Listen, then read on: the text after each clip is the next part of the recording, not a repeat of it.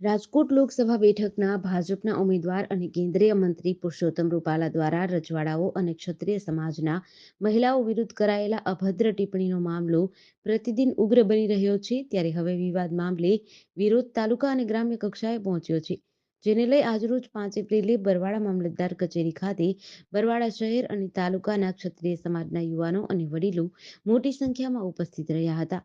રૂપાલાની અભદ્ર ટિપ્પણીથી ક્ષત્રિય સમાજની લાગણી દુભાઈ હોય તેને લઈ સામાજિક વૈમનસ્ય ફેલાવવા બદલ ઉમેદવારી રદ કરાય તેવી માંગ સાથે મૌન રેલી યોજી બરવાડા મામલતદારને આવેદન આપ્યું હતું.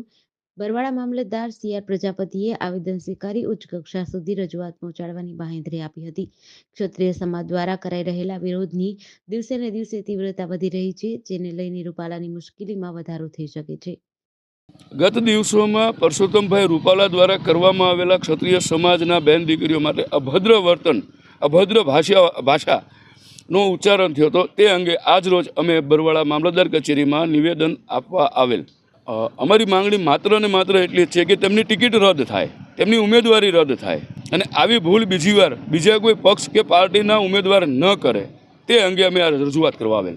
JDC ન્યૂઝ સાથે ચિંતન વાગડિયા, બરવાડા.